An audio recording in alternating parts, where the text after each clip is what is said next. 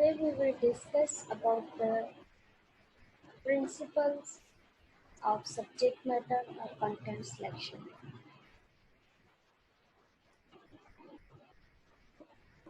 Right? यहीं पर छोड़ा था हमने लास्ट लेक्चर, तो यहीं से मैम ये हो गया था principles of selection of content. Third point 3 number AIIMS for selection content, वो भी हो गया था कंप्लीट। मैम प्रोसीजर था, procedure procedure of selection of content था। हाँ हो गया था कंफर्म। नंबर 4 जो अब प्रोसीजर होगा आज। Yes ma'am. Yes ma'am procedure होगा। नंबर 4 तो आज जो है वो हम लोग डिस्कस, उसके बाद आपका चैप्टर जो है वो कंप्लीट हो जाएगा। राइट?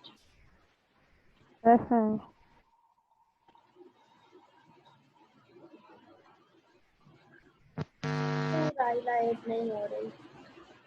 राइला रीजॉइन बार बार ना करें।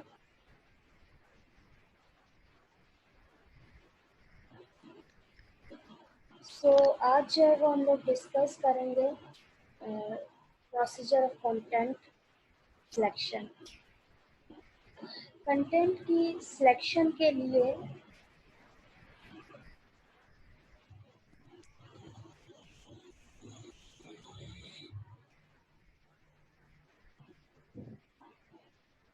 there are four procedures which we used for the selection of content. These are the judgmental procedure, the analytical procedure, the conditional procedure, and the experiment procedure.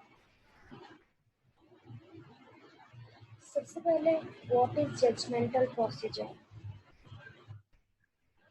This procedure is all about the vision of the curriculum planner.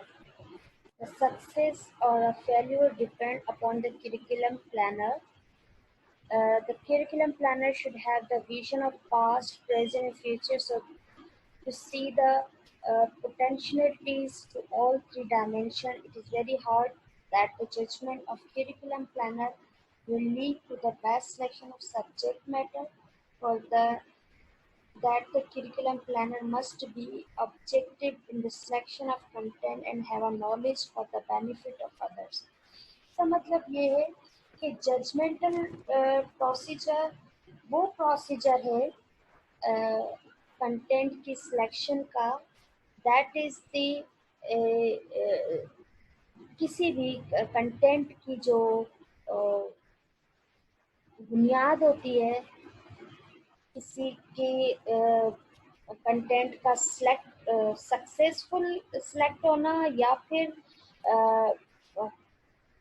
Failure होना depend करता है judgemental, यानी कि हमें judgement करके उस material को देखना होगा कि उसका विजन क्या है, उसकी कितनी बड़ी वो है, उसका जो है वो एम है, चाहे वो उसके तीनों डायमेंशंस क्या देखते हुए, प्रेजेंट में भी, पास्ट में भी और फ्यूचर में भी।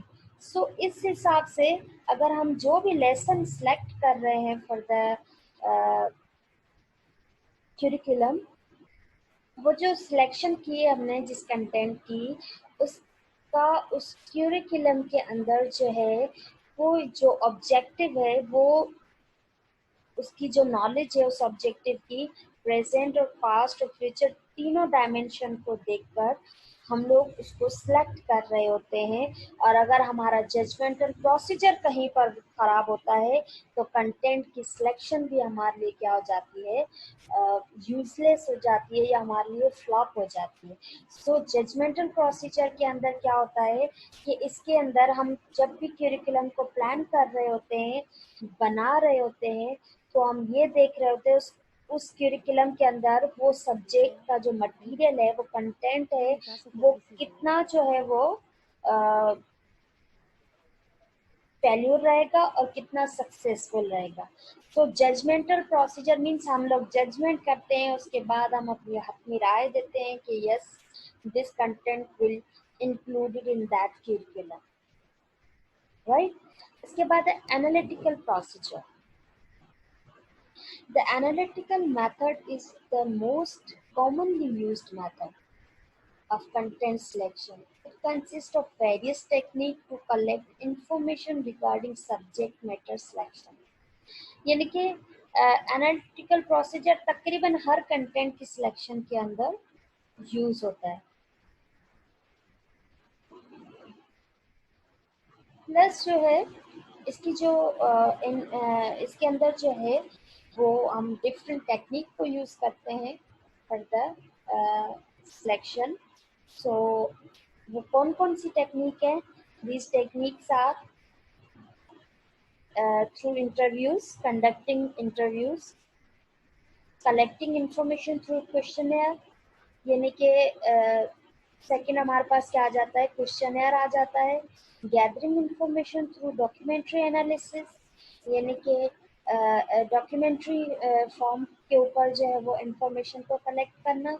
Observing the performance of people, यानी कि लोगों की जो एक्टिविटी है उसको देखकर हम ऑब्जर्व करते हैं. यानी कि जब हमें कोई मटेरियल डेवलप करना होता है, रखना होता है किसी करिकुलम के अंदर, तो उसका बेहतरीन तरीका ये है जजमेंट करने के बाद हम उसको एनालाइज करते हैं.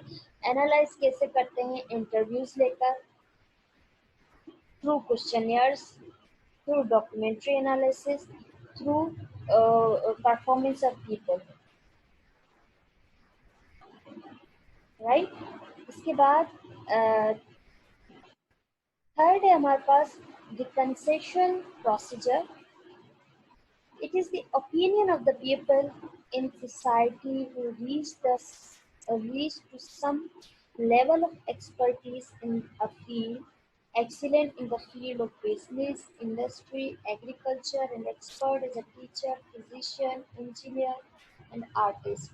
These are the people who represent the society. यानी कि इसमें हम क्या करते हैं? इस थर्ड ऑप्शन हमारे पास जो प्रोसीजर है वो ये है कि हम जो जिस काम में माहिर होता है हम उसी फील्ड के माहिर से जो है वो करिकुलम कंटेंट सिलेक्शन जो है वो कि जो है वो तरीक़ेकार लेते हैं, पूछते हैं, या उससे जो है वो हम मटेरियल ऐड करवाने में हेल्प लेते हैं. वो कौन से हो सकते हैं? It may be any businessman, it may be any industrial, it may be any agriculturalist, it may be any teacher, physician, engineer, कोई भी हो सकता है. ठीक है. अगर आप इंजीनियर का कोई करिकुलम डेवलप करवा रहे हैं तो वो आपको हेल्प करेगा. किसी आर्टिस्ट का करिकुलम डेवलप करवा रहे हैं तो वो हेल्प करेगा. कोई फिजिशियन है तो वो अपना हिसाब से कोई बिजनेस का करिकुलम डेवलप कर रहा है, कंटेंट सेलेक्ट कर रहा है, तो बिजनेस वाले को आर्टिस्ट तो कभी नहीं दे सकता ना ओपिनियन कि आप ये डेवलप करो, क्योंकि उसको उसका पता नहीं है. लाइकवाइज इंजीनियर के मटेरियल का फिजिशियन को नहीं पता, फिजिशियन के करिकुलम का इंजीनियर को नहीं पता. इसी तरह से जिसकी जो फील्ड होगी उस फील्ड के अंदर वो उतना ही एक्सपर्ट होगा, और फिर हम उससे जो है वो क्या करते हैं? प्लानिंग करवाते हैं about the selection.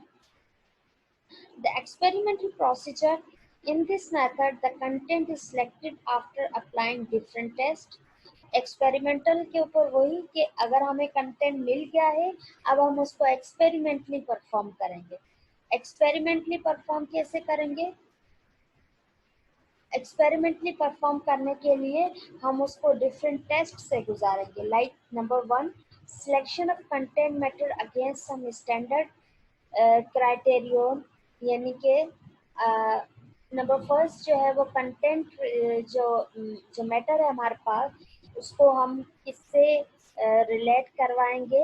According to interest, के जो हम लेसन डाल रहे हैं, जो हम चैप्टर डाल रहे हैं, जो मटेरियल डाल रहे हैं बुक के अंदर, तो कितना इंटरेस्टेड हो सकता है किसी पर्सन के लिए, किसी इंडिविजुअल के लिए, किसी स्टूडेंट के लिए.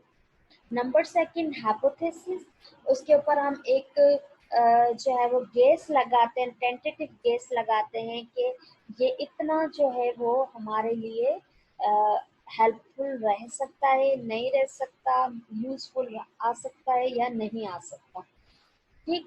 that hypothesis is formulated that the selected content matter meets the criterion interest. Like जब मैंने आपको बताया कि जो हमने सेलेक्ट किया है उसके ऊपर एक टेंटेटिव गेस लगाएंगे कि वो कितना इंटरेस्टेड हो सकता है किसी इंडिविजुअल के लिए, किसी लर्नर के लिए, किसी स्टूडेंट के लिए. Hypothesis is tested after gathering information from student and teacher and tested with the instrument. यानी कि अब hypothesis को टेस्ट कैसे करेंगे? थ्रू इंफॉर्मेशन कैसे लेंगे? अभी मैंने आपको ऊपर बताया है कि it may be in the form of questionnaire, it may be in the form of interview, it may be in the form of gathering. उसके बाद है basis for selecting instructional method. As discussed earlier, there are a multiple methods of teaching instruction. Teacher always face the problem of adopt which method for different lesson. Therefore, it is the work of curriculum planner to suggest such method in advance so the teacher has no problem to search for it. यानी कि जब हमने material content select कर दिया है तो अगर आपने देखा होगा कि अक्सर जो छोटी क्लास के बच्चे होते हैं उनकी क्लासेस, उनकी मटेरियल जो होता है सब्जेक्ट का, उसके एंड में जो है वो एक्टिविटीज़ दी होती है. वो देने का मकसद क्या होता है? इसका मकसद यही होता है कि हर इस चैप्टर की अपनी प्लानिंग्स होती हैं, हर चैप्टर की अपना लेसन प्लान होता है, अपना एक्टिविटी होती है, डिफरेंट मेथड्स होते हैं. अब हर लेक्चर को पढ़ाने के लिए टीचर एक नया मेथड फिर से जो है वो सर्च करे, एक न्यू प्रॉब्लम में जो है वो क्रिएट करे. इसलिए हम एडवांस में ही चैप्टर के साथ उसकी एक्टिविटी दे देते हैं ताकि टीचर उसे इजीली जो है वो उस बच्चे के साथ परफॉर्म करवाए.